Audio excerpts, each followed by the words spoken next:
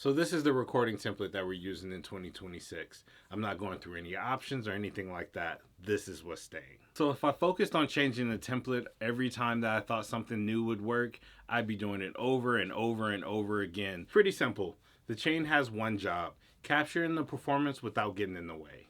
When the template is settled, the performance comes first. I just don't want to have to worry about that part of it. Okay, so jumping into the template, we're starting with the recording track. This is the only recording track I use. I use this and I just drag and drop.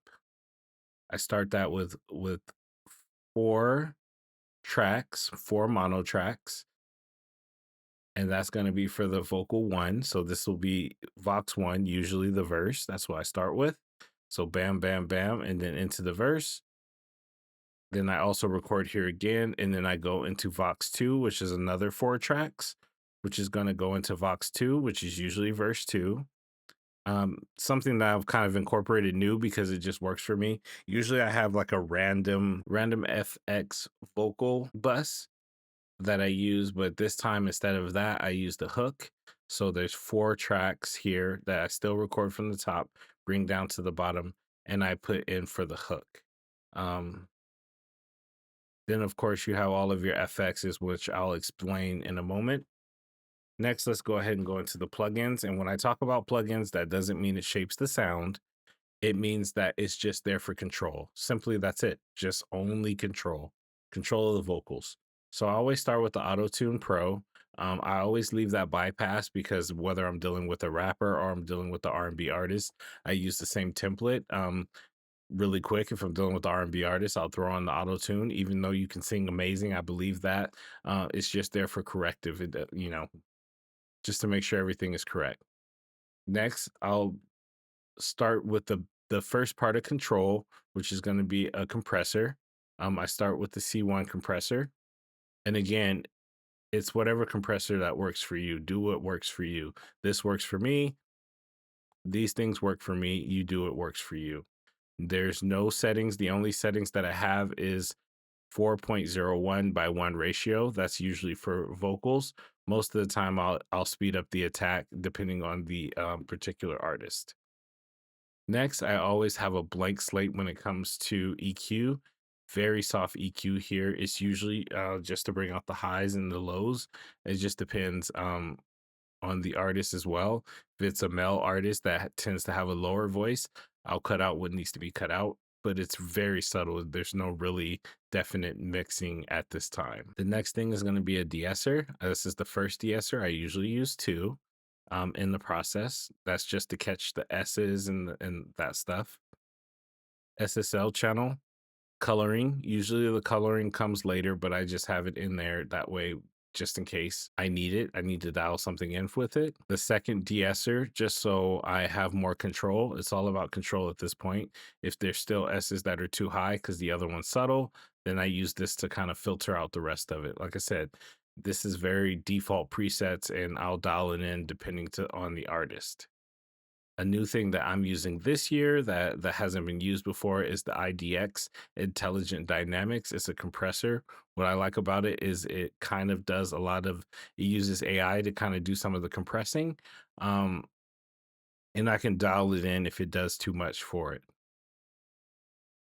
I have the API just in case the IDX isn't doing what I like. It's all about being prepared just in case, but I have this bypass. So there's not a lot of compression in the vocal chain. When everything is all said and done, I'll use the RVox to bring up the vocals. Now, the number one thing about this is capturing the vibe, making sure people can hear, maybe not necessarily the actual radio edit or the radio ready mix, but something that's pretty close to it without having to do a whole lot of tweaking and without having to figure out stuff as I go. The number one thing is capturing the vibe. Next, we'll talk about the effects that I use.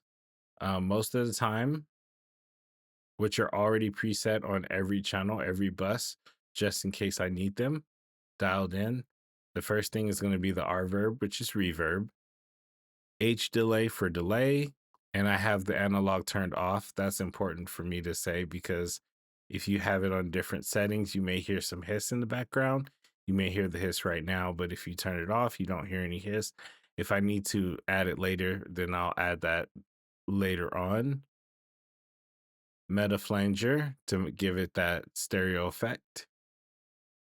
Also a phaser mixed 100% because all of this is wet and dry because I can adjust the return to color.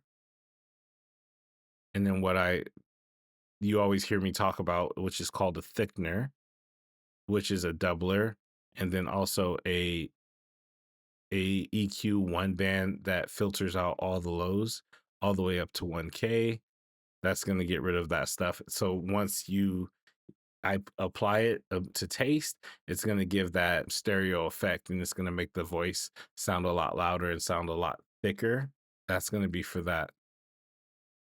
Let's talk about my master channel. And again, this is just for control. So a lot of these things aren't going to be big at the moment. The only thing I ever have active is going to be the L2, the Ultra Maximizer. The reason why I have that active is I use that as a brick wall limiter. Everything else is going to be bypass and inactive.